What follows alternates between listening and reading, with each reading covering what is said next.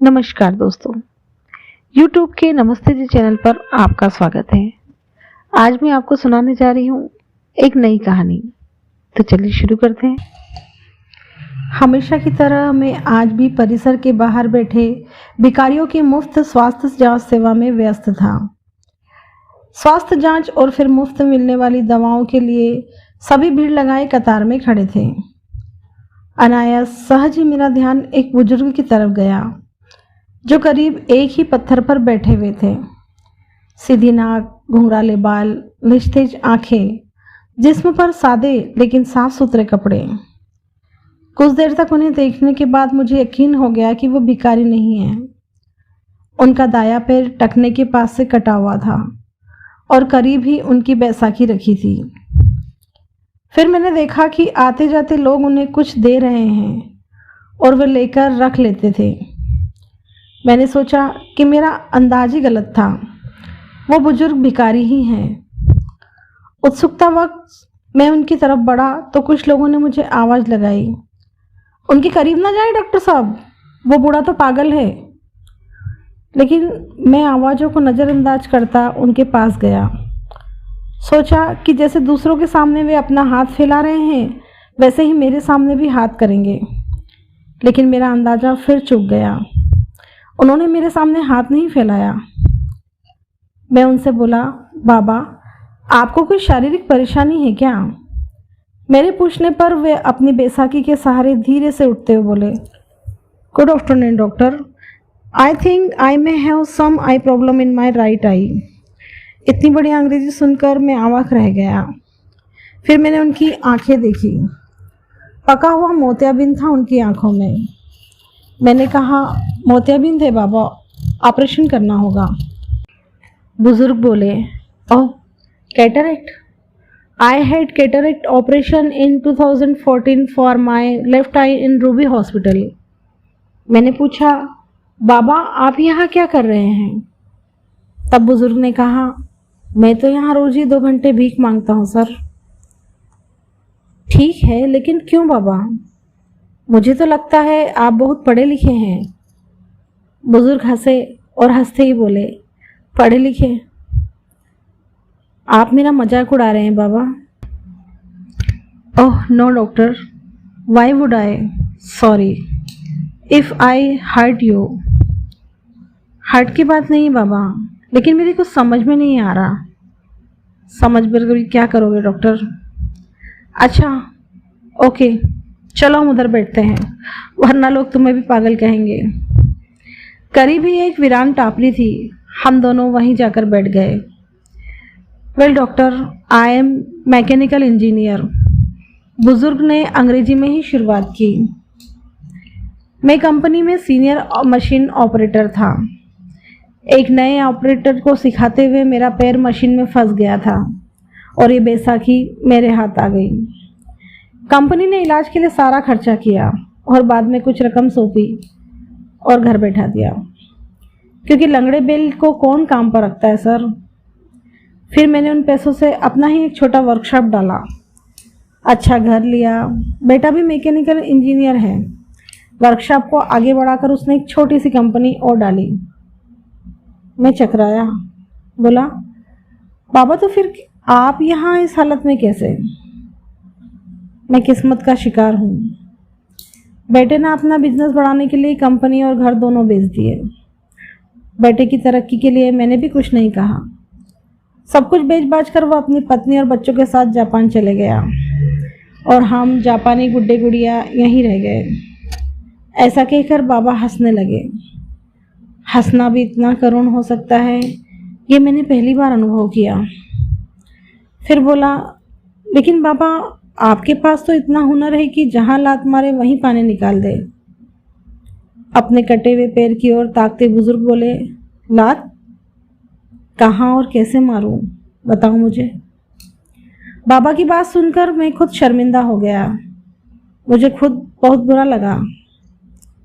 मैंने बोला, बाबा आपको कोई भी नौकरी दे देगा, क्योंकि आप अपने क्षेत्र में इतने सालों का अनुभव रखे हुए हो। यस डॉक्टर, और मैं इसी वजह से एक वर्कशॉप में काम करता हूँ। 8,000 रुपये तनख्वाह मिलती है मुझे। मेरी तो कुछ समझ में नहीं आ रहा था। मैं बोला, तो फिर आप यहाँ कैसे? डॉक्टर, बेटे के जाने के बाद मैंने एक चाल में एक टीन की छत वाला एक घर किराए पर ले लिया। वहाँ मैं और मेरी पत्नी रहते हैं। उसे पैरालिसिस है, उठ बैठ भी नहीं सकती। मैं 10 से 5 नौकरी करता हूँ। शाम को 5 से 7 इधर ही भीख मांगता हूँ और फिर घर जाकर तीनों के लिए खाना बनाता हूँ।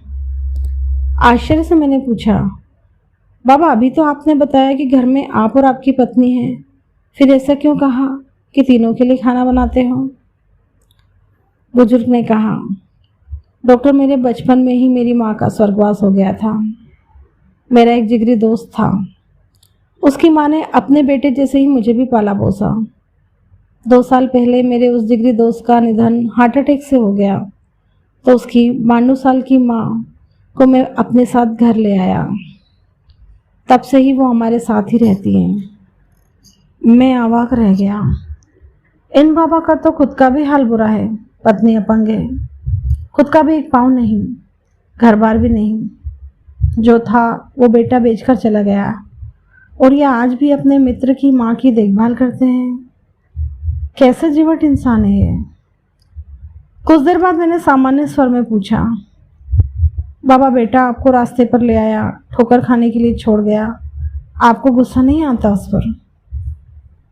दोनों डॉक्टर, अरे वो सब तो उसी के लिए कमाया था, जो उसी का था उसने ले लिया, इसमें उसकी गलती कहाँ है?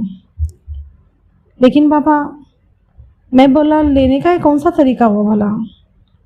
सब कुछ ले लिया, ये तो लूट हुई। अब आपके यहाँ भीख मांगने के कारण मेरी भी समझ में आ गया है बाबा। आपकी तनख्वाह के 8,000 रुपये में आप तीनों का गुजारा नहीं हो पाता, अतः इसलिए आप यहाँ आते हो। No, you are wrong doctor.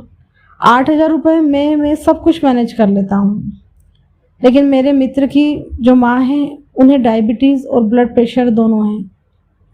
दोनों बीमारियों की दवाई चल रही है उनकी। बस 8,000 रुपये में उनकी दवाइयाँ मैनेज नहीं हो पाती। मैं 2 घंटे यहाँ बैठता हूँ, लेकिन भीख में पैसों के अलावा कुछ भी स्वीकार नहीं करता। मेडिकल स्टोर वाला उनकी महीने भर की दवाइयाँ मुझे उधार दे देता है और यहाँ 2 घंटों में जो भी पैसे मुझे मिलते हैं वो मैं रोज़ मेडिकल स्टोर वाले को दे देता हूँ। मैंने अपलक उन्हें देखा और सोचा, इन बाबा का खुद का बेटा है, इन्हें छोड़कर जो चले गया, और ये खुद किसी और की माँ की देखभाल कर रहे हैं। मैंने बहुत कोशिश की, लेकिन खुद की आंखें भर आने से नहीं रोक पाया। भरे गले से मैंने फिर कहा, बाबा, किसी दूसरे की माँ के लिए आप यहाँ रोज़ भीख मांगने आते हो? दूसरे की? अरे बचपन में उन्होंने बहुत कुछ किया है मेरे लिए, अब मेरी बारी है। मैंने इन दोनों से कह रखा है कि 5 से 7 मुझे एक काम और मिला है। मैं मुस्कुराया और बोला, और अगर उन्हें पता लग जाए कि 5 से 7 आप यहाँ भीख मांगते हो तो? अरे कैसे पता लगेगा? दोनों बिस्तर पर हैं। मेरी हेल्प के बिना वे करवट तक नहीं बदल पाती।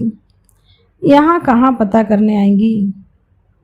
बाबा की बात पर मुझे भी हंसी आ गई, लेकिन मैं उस हंसी को छिपा गया और बोला, बाबा अगर मैं आपकी माँ जी को अपनी तरफ से नियमित दवाई दे दूँ तो ठीक रहेगा ना?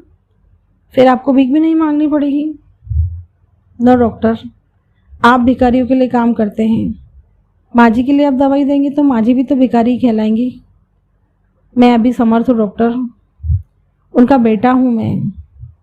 मुझे कोई भिखारी कहे तो चलेगा, लेकिन उन्हें भिखारी कहलवाना मुझे पसंद नहीं। ओके डॉक्टर, अब मैं चलता हूँ। घर पहुंचकर अभी खाना भी बनाना है मुझे। मैंने निवेदन स्वरूप बाबा का हाथ अपने हाथ में ले लिया और बोला, बाबा भिखारियों का डॉक्टर समझकर नहीं, बल्कि एक बेटा समझकर मेरी दादी के लिए दवाइयाँ स्वीकार कर लीजिए। अपना हाथ छुड़ाकर बाबा बोले, डॉक्टर अब इस रिश्ते में मुझे मत बांधो प्लीज़। एक गया है हमें छोड़कर। आज मुझे स्वप्न दिखाकर कल तुम भी मुझे छोड़ गए तो अब सहन करने की मेरी ताकत नहीं रही। ऐसा कहकर बाबा ने अपनी बैसाखी संभाली और जाने लगे। और जाते हुए अपना एक हाथ मेरे सिर पर रखा और भरभराई ममतामयी आवाज में बोले, अपना ध्यान रखना मेरे बच्चे।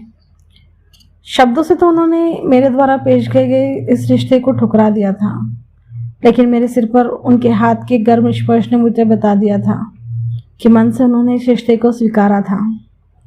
उस पागल कहे जाने वाले मनुष्य की पीठ फेरते ही मेरे हाथ अपने आप प्रणाम की मुद्रा में उनके लिए जुड़ गए। हमसे भी अधिक दुखी, अधिक विषम परिस्थितियों में जीने वाले ऐसे भी लोग हैं। हो सकता है इन्हें देखकर हमारे दुख कुछ कम प्रतीत हो और दुनिया को देखने का हमारा नजरिया बदले। धन्यवाद दोस्तों, फिर मिलते हैं एक नई कहानी के साथ। अगर आपको मेरी कहानी पसंद आई हो तो लाइक, शेयर और मेरे चैनल नमस्ते जी को सब्सक्राइब जरूर करें।